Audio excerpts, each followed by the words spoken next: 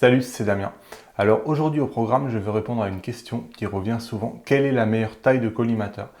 Alors moi j'ai eu l'habitude, et j'ai peut-être eu tort de vous dire que je préférais telle ou telle taille.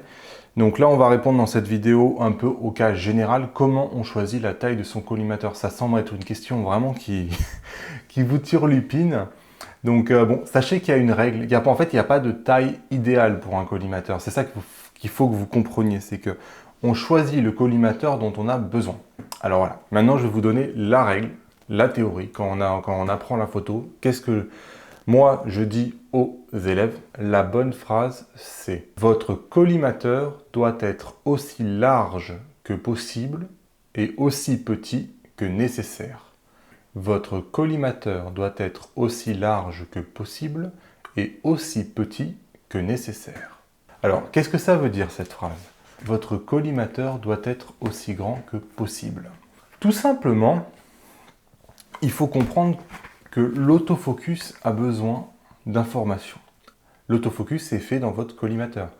Donc, plus le collimateur est grand, plus l'autofocus a de données, d'informations, d'images sur lesquelles faire jouer ses algorithmes et sur lesquels il peut trouver facilement un autofocus, un focus. Et sur lequel il peut trouver facilement un focus.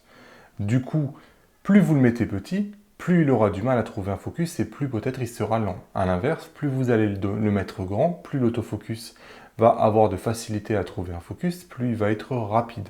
Donc c'est pour ça qu'on dit qu'il doit être aussi large que possible. A l'inverse, on dit qu'il doit être aussi petit que nécessaire. Aussi petit que nécessaire, tout simplement parce que si votre autofocus est trop large et trop grand, et imaginons que vous souhaitiez photographier, je ne sais pas moi, une tête d'un enfant qui est au loin, vous mettez un autofocus qui est beaucoup trop grand, beaucoup plus grand que la tête. Il suffirait que sur le fond, derrière la tête, on ait un arrière-plan qui soit très contrasté, etc. L'autofocus pourrait faire le point derrière la tête au lieu de faire le point sur la tête. Donc, il faut autant que possible que votre autofocus ne dépasse pas la zone que vous souhaitez photographier. Donc si c'est une tête, l'idéal, la taille idéale, c'est tout simplement la taille de l'autofocus minimum qui ne dépasse pas la tête. Tout simplement. Si vous mettez un autofocus trop grand, il va se tromper. C'est pour ça qu'il doit être aussi large que possible, pour que l'autofocus est possible, c'est tout simplement, il ne faut pas que ça dépasse de la zone, et il doit être aussi petit que nécessaire. Donc voilà, il ne doit pas dépasser de la zone. La meilleure taille d'autofocus, c'est la taille d'autofocus maximale qui englobe ce que vous voulez photographier sans dépasser pour ne pas se tromper sur l'arrière-plan. Tout simplement. Donc vous avez compris comment on choisit, j'espère, la taille d'autofocus. Donc il n'y a pas d'autofocus parfait, vous l'aurez compris. L'autofocus, il a tendance à bouger tout le temps la taille du collimateur. Donc c'est pour ça que vous devez apprendre à changer la taille du collimateur. C'est très simple. Vous appelez votre grille autofocus.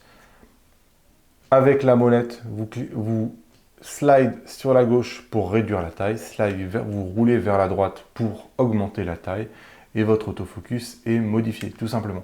La même règle s'applique pour la zone, avec une contrainte supplémentaire, qui est que si votre zone déborde, si vous prenez un collimateur qui est à détection de contraste et d'autres collimateurs à phase, tous les collimateurs vont passer à détection de contraste. Donc tous les collimateurs seront plus lents.